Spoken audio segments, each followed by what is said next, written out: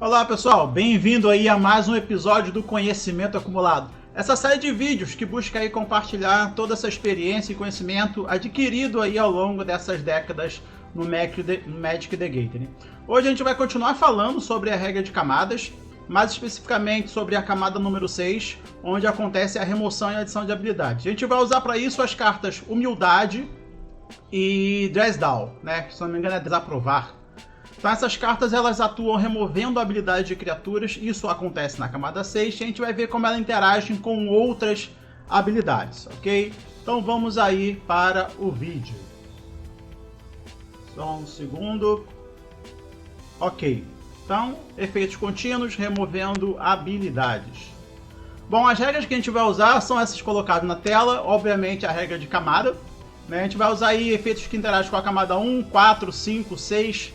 e 7, já a mais do que a gente usou no último vídeo.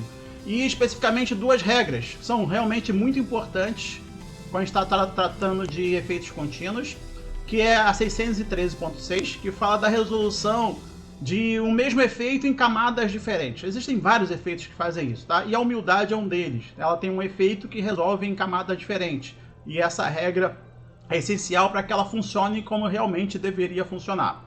E a 614.12, que fala sobre efeitos de substituição que afetam como uma permanente entra no campo de batalha. E isso também, essa regra é uma das regras mais densas e bem complexas do Magic, e extremamente importante. Quem tem interesse por regras, sugiro fortemente que estude a fundo essa 614.12. Primeiramente, a gente precisa entender que as habilidades da Humildade e do Dress Down, tá? Tem que falar aqui primeiro o que é a humildade e o que é o Dress Down, né? A humildade é esse encantamento custo 2 incolores, 2 brancas, que as criaturas perdem todas as habilidades e se tornam 1/1. E o Dress Down é esse encantamento azul, que custa 1 azul e 1 branca, que tem flash, que quando ele entra em jogo você compra uma carta e as criaturas perdem todas as habilidades. No início da etapa final você sacrifica o Dress Down, tá? Então ambos atuam removendo habilidades de criaturas. E criatura só é criatura enquanto está em jogo. Fora do campo de batalha não há criaturas, há cartas de criaturas, né? E isso é importante, porque como é que a humildade desliga coisas como os ETBs se ela não afeta as cartas de criaturas, né? E se depois que já está em jogo, o ETB deveria trigar automaticamente. Então, essa é a regra 614 que vai explicar isso pra gente. Alguns efeitos de substituição, eles modificam como a permanente entra no campo de batalha. Não é depois que ela entrou, ela modifica como ela vai entrar. Ou seja, isso acontece antes da permanente entrar. Então, para determinar quais efeitos de substituição vão se aplicar e como eles vão se aplicar, a gente precisa verificar as características da permanente como ela existiria no campo de batalha. A gente precisa olhar para o futuro da permanente. Então o que acontece? O Muldrifter, com um Dress Down na mesa, um Desaprovar na mesa, ele é uma criatura 2/2 sem habilidade nenhuma. Então é assim que ele vai entrar em jogo se você já tiver um Dress Down. Uma criatura 2/2 sem habilidade nenhuma. Sem voar, sem o trigger de comprar carta e sem o trigger do Evoke, né, que é a parte positiva. E a mesma coisa se fosse uma humildade, a diferença é que ele seria 1/1 e não 2/2. Quando a gente for verificar essas habilidades, a gente precisa entender exatamente o que a habilidade faz. Então o evocar, né, o que significa o evocar? Que você pode conjurar essa carta pagando o custo dela, o custo de evocar, né, ao invés de pagar o custo de mana dela normal. Então no caso do Muldrifter você pode pagar lá 2 incolores e 1 azul, ao invés de pagar 4 incolores e 1 azul. Por consequência disso, você gera um trigger que diz que quando essa permanente entra no campo de batalha, se o seu custo de evocar foi pago, o seu controlador sacrifica ela como parte aí do resolução da mágica, né? Como o trigger que vai fazer isso. Quando você tem um Desaprovar em jogo, apesar de você poder usar o evocar para dar cast, para conjurar mágica, porque o Desaprovar, né, e a humildade, eles não afetam como você casta a mágica, a mágica a permanente já vai entrar em jogo sem as habilidades, tá? Então isso é o importante, entender como é que cada habilidade vai funcionar. Então o Muldrifter entra em jogo zerado de habilidade, inclusive o evocar, que faria ele ser sacrificado, o trigger, né? A mesma coisa para o Dash, né? O Ragavan é o melhor exemplo aí, que é a carta mais usada que tem Dash. Ninguém lembra de outra carta que tenha Dash que seja usado. O Ragavan, ele é outra carta importante para a gente entender, que ele tem um detalhe a mais em relação a evocar. Uma coisa que é certa, tá? Se você tem uma humildade na mesa ou um desaprovar, o Ragavan definitivamente não tem a habilidade de, quando ele causa dano de combate, cria tesouro e exila a carta do topo. Isso ninguém discute. A questão é em relação ao Dash, tá? Da mesma forma que eu posso usar o evocar, eu também posso usar o Dash para fazer o cast no Ragavan. A questão é, o Dash, além de me permitir castar a criatura pelo um custo alternativo, ele tem um efeito que diz o seguinte: se o custo de investida, né, que é o Dash, dessa mágica foi pago, eu tenho que devolver a permanente que essa mágica vai se tornar para a mão do dono no início da próxima etapa final. Então, no início da própria etapa final, eu vou ter que devolver o Ragavan para a mão. E, parte do Dash ainda, se o custo de investida foi pago, né, dessa permanente, ela terá ímpeto. Então são dois efeitos. Um que vai devolver o Ragavan para a mão e outro que vai dar ímpeto para o Ragavan. O efeito que vai devolver o Ragavan para a mão, ele é um trigger, tá? Ele é um trigger que ele vai ser desencadeado no final, no início da etapa final, tá? E isso é controlado pelo jogo, isso não existe no Ragavan, isso existe num limbo aí qualquer do jogo, no mundo ideal aí, que já está guardado lá a partir do momento que você faz o dash. Você fez o dash, o jogo cria esse efeito que vai devolver aquela permanente para a mão do dono, tá? Independente do que esteja escrito no Ragavan. Isso está criado fora do Ragavan, não é uma habilidade dele. O jogo não coloca isso preso no Ragavan. Então, se um desaprovar tira as habilidades do Ragavan, essa habilidade, esse efeito de voltar para a mão no final do turno continua existindo nesse limbo e vai resolver. Então, mesmo que eu tenha uma humildade de jogo ou um desaprovar, se eu faço uma mágica pelo dash, a permanente que virou aquela mágica, ela vai voltar para a mão no início e final do turno. O ímpeto já é um pouco diferente, porque quando você casta pelo dash, você tem uma habilidade que está presa no Ragavan, tá? Que é o dash, e que essa habilidade gera um ímpeto para o bicho que vai ser colocado no próprio bicho. Então, quando eu for checar isso, na camada 6, eu vou ter um Dress Down em jogo, tirando todas as habilidades do Ragavan, e eu vou ter uma habilidade do Ragavan, que é o dash, querendo dar ímpeto para ele. O que eu faço? O Ragavan vai ter ímpeto ou não vai ter ímpeto? Muitas pessoas pensariam aqui no momento que a gente fala de timestamp, mas não é timestamp. Por quê? Porque aqui existe uma dependência. Porque se eu aplicar o Dress Down primeiro, eu faço com que o dash deixe de existir.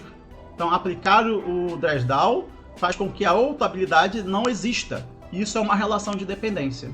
Tá? Isso é um dos critérios lá para existir dependência. Então, aqui primeiro eu aplico o Dress Down, removendo todas as habilidades do Ragavan, inclusive o dash. E quando o dash tentar dar o ímpeto, não tem dash para dar ímpeto. Então o Ragavan simplesmente não ganha nada. Então o Ragavan feito com Dress Down, uma humildade em jogo, ele é esse bicho aí 2/1 ou 1/1 zerado de habilidade, tá bom? Então o mais importante é entenda a habilidade que você está usando. Uma outra coisa aqui também, criando o token, né? Esse presente do Faraó Deus. Ele é um artefato aí custo 7 que fala que no início da sua etapa de combate, você pode exilar uma carta de criatura do seu cemitério. Se você fizer isso, você cria um token que é uma cópia daquela carta, né? O token é uma cópia da carta, exceto que ele é 4/4, é preto e é também um zumbi. Cópias. Cópias acontecem na camada 1, tá? A camada 1 onde você aplica tudo que fala em relação a efeitos copiáveis. Então tudo isso aqui vai acontecer na camada 1. Como é que funciona? Quando você vai começar a resolver o presente do Faraó Deus, tá? Você vai exilar o Simulacrum. E como é que funciona o efeito? Ele simplesmente pega esse simulacro e copia, faz uma cópia idêntica, tá? Como se colocasse lá numa copiadora, você coloca uma cópia idêntica da carta. Depois, ele tem essa questão do exceto. Todo esse exceto, ele faz parte do processo de cópia. Então ele também acontece na camada 1. Então depois que você copiou o Simulacrum, o presente ele vai fazer as modificações necessárias. Então ele primeiro tira uma cópia e depois sai rabiscando por cima dessa cópia. Então ele vai deixar de ser 2/2 e virar 4/4. Tá? Ele vai ganhar a cor preta e ele vai ganhar o tipo zumbi. Tá bom? Só que tem aqui ainda do presente que fala que ele ganha ímpeto até o final do turno. Isso não faz parte do processo de cópia. Isso é um outro efeito do presente. Não vai ser aplicado na camada 1. Você está dando uma habilidade para o Simulacrum e isso acontece na camada 6. Bom? Então, essa aí é a cara do Simulacrum depois que a camada 1 resolve. Tá? Ele é esse bicho aí, igualzinho o Simulacrum, exceto que ele é preto, 4/4 e tem também o tipo zumbi. Aí vem a questão, ele vai ter ímpeto ou ele não vai ter ímpeto, né? Porque a gente não chegou na camada 6. Chegando na camada 6, o que vai acontecer? A humildade ou o Dress Down, eles vão resolver e vão retirar as habilidades. Só que na camada 6, o presente do faraó também vai resolver a parte final dele, né? Que é dando ímpeto para o Simulacrum. Ele vai ter ímpeto ou não vai ter ímpeto. Diferente do Argavan, o ímpeto não está no próprio Simulacrum, está numa outra carta, que a humildade não afeta.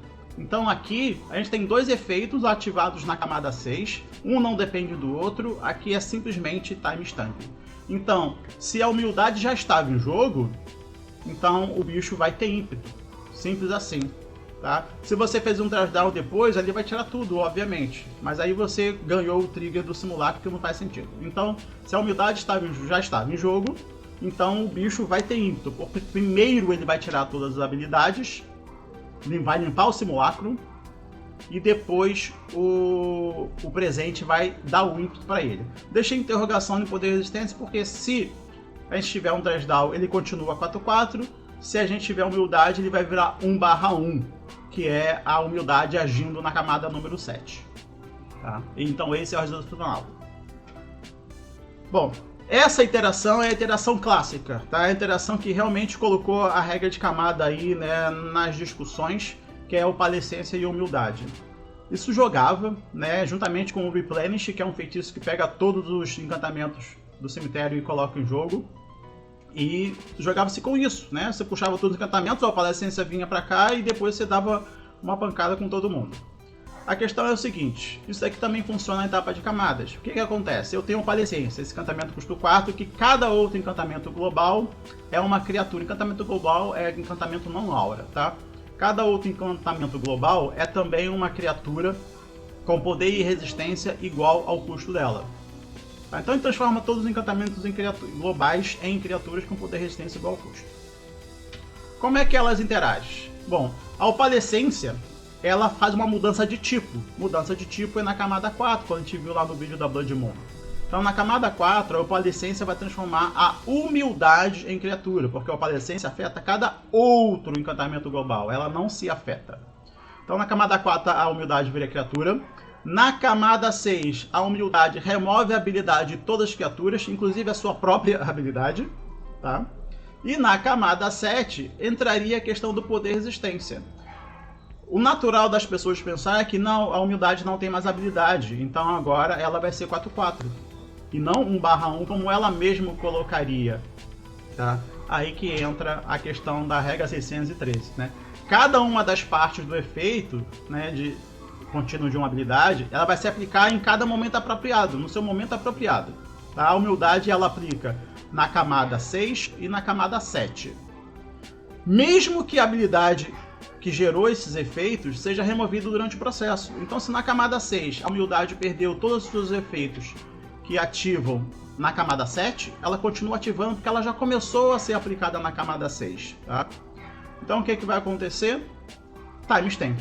Para definir o poder e a resistência da humildade, timestamp. Então na camada 4 a humildade vira bicho, na camada 6 ela perde todas as habilidades e na camada 7 a gente vai aplicar o poder e resistência definido pela humildade e pela Palescência. Então vale quem entrou primeiro. Quem entrou primeiro aplica primeiro e o outro define o poder. Então se a humildade entrou primeiro, quem vai definir vai ser a Palescência, porque ela vai colocar depois. Então vai ficar 1/1 e vai virar 4/4. Se a Opalescência entrou primeiro, vai ficar 4/4 e depois virar 1/1. Então simplesmente assim. O importante aqui é, se começou a resolver, vai resolver até o final, independente se perdeu as habilidades no meio do caminho ou não. E aqui foi o caos, tá? Esse era a grande dificuldade, né? Porque como a Opalescência só afeta outros encantamentos, ela com humildade é bem tranquilinho. Porque só humildade vira bicho. Agora, quando você tinha mais de uma Opalescência, uma transformava a outra em criatura. Então você criava um caos total, porque tinha os timestamps todos. Então aqui, o que acontece? Qual vai ser o poder de cada um desses encantamentos? Porque todos os três vão virar criatura. Tá? Porque uma Opalescência vai transformar a outra e as duas vão transformar a humildade. Então, novamente, timestamp, é a mesma coisa. Só que aqui são três possibilidades. Ou a humildade é a primeira a entrar, ou a humildade é a segunda, ou a humildade é a terceira. Para cada uma delas você vai ter um resultado diferente. Fica aí para vocês como exercício, né? Para testar isso aí. Tô nem aí, eu botei esse título justamente porque existem algumas cartas, por conta dessa ordem das camadas, elas simplesmente ignoram os efeitos do desaprovar e da humildade. Ignoram no sentido de que elas vão fazer o seu efeito mais importante antes de perderem as habilidades. O Servo do Pintor, essa criatura artefato custo 2, 1/3, né, que conforme ele entra em jogo você escolhe uma cor. Todas as cartas em jogo, todas as mágicas, todas as permanentes são da cor escolhida em adição ao seu tipo. Então você vai falar azul e tudo vai ficar azul. Tá? Só que mudança de cor é algo que acontece na camada 5. E remover a habilidade acontece na camada 6. Então, se você já tem o Servo do Pintor na mesa e o oponente faz uma humildade com a ideia de parar o seu combo, que assim ele tiraria a habilidade do Servo do Pintor de mudar a cor das coisas, isso é inútil. Porque o Servo do Pintor, como você já escolheu a cor para ele, né, quando você fez ele no passado, ele vai mudar a cor de tudo na camada 5. Então as cores vão ser mudadas. E somente na camada 6, a humildade vem retirando a habilidade. E na camada 7, transformando ele em 1/1. Mas o importante é, na camada 6, as cores vão mudar. Então não adianta ele ter feito a humildade. Você vai continuar podendo fechar ali o seu combo conforme você tinha planejado. Tá? E a mesma coisa para a Dríade. Se você já tinha a Dríade na mesa e o oponente fez a humildade para travar suas cores, também não vai adiantar, porque a Dríade vai mudar o tipo dos terrenos na camada 4 e na camada 6 a humildade vem removendo a habilidade para na camada 7 transformar em 1/1. Você não vai ter mais a opção do terreno adicional, mas você ainda vai ter a opção dos terrenos serem de todos os tipos básicos, tá? Podendo acertar as suas cores ali. Agora, uma coisa importantíssima, e essa é a grande vantagem do desaprovar, é que ele é instantâneo. Então, se você faz o Servo do Pintor e na resposta o oponente faz o Dress Down, como é que o Servo do Pintor entraria em jogo? Ele entraria em jogo limpo, sem habilidade. Então é exatamente isso que vai acontecer. Você sequer vai ter a chance de escolher uma cor. Então o Servo do Pintor vai entrar em jogo limpo, sem habilidade, sem você ter escolhido a cor. Então isso vai travar o seu combo ali, não só para aquele momento, mesmo quando o Dress Down sair, porque depois que o Dress Down sair, qual foi a cor que você escolheu? Você não escolheu, tá? Então não tem cor, ok? A mesma coisa para a Dríade. Tá? Se você faz a Dríade e o oponente faz o Dress Down, você não vai ter aí como baixar o terreno nesse turno, nem vai ter também como gerar mana colorida nesse turno, tá bom? Depois que você tira as habilidades de uma criatura, você pode dar novas habilidades para ela sem problema nenhum, como a gente falou. Tudo funciona na base do timestamp aí, na questão do adicionar e remover habilidades. Então quando você tem essa cartinha nova aí, Dragon Wind Glider, esse encantamento com habilidade nova, Forma e Rodin, que é quando ela entra em jogo, você cria um token 2/2 e o equipamento é anexado a esse token. O Dragon Glider, ele dá +2/2 para a criatura equipada, a criatura vai ter ímpeto e voar. Tá?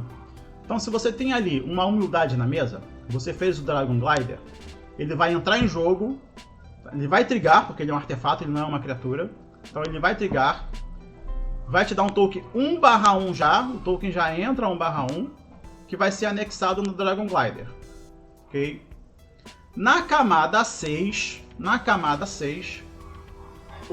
a humildade que já estava em jogo vai remover todas as habilidades do token.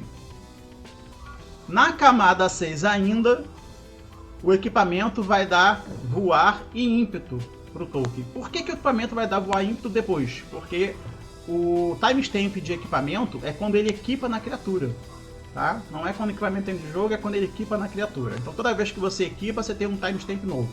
Então como a humildade já estava em jogo, quando ele equipou, ele deu um timestamp novo para a habilidade. Então primeiro a humildade tira na camada 6, depois a criatura ganha voar e ímpeto, e na camada 7, primeiro a humildade transforma o bicho em 1/1 e depois ele vai ganhar +2/2.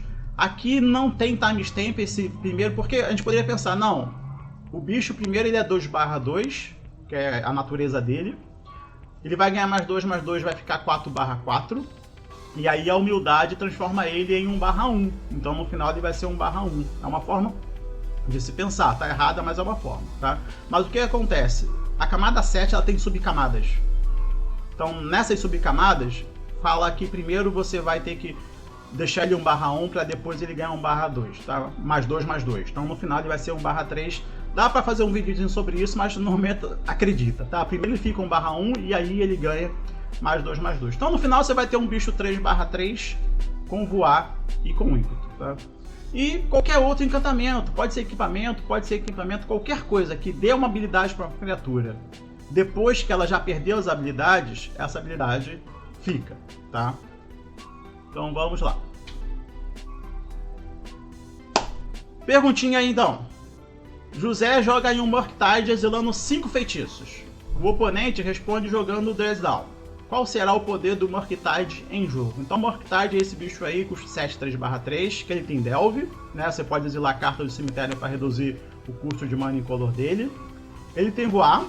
O Murktide Regente ele entra em jogo com um marcador +1/1 para cada instantânea e feitiço, carta, né? Exilada com ele. Então quando você casta ele, para cada instantâneo feitiço que você exilou usando o Delve, você coloca, ele vai entrar com o marcador +1/1.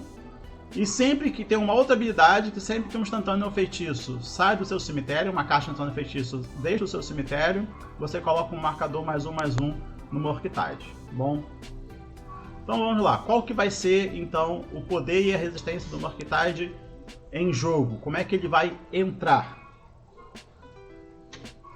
Bom, regra 614.12, né? Eu preciso verificar as características do Murktide como ele existiria no campo de batalha. É isso que essa regra fala. Eu preciso olhar qual vai ser as características do Murktide no campo de batalha, supondo que eu já tenho o Dresdown em jogo. Bom, o Dresdown tira todas as habilidades. Então o Murktide em jogo, ele é um bicho 3/3 sem habilidade. Se em jogo ele é um bicho 3/3 sem habilidade, então ele será um bicho 3/3 sem habilidade. É assim que ele vai entrar em jogo, independente se você castou ele exilando cartas de instantâneo e feitiço para o Delve.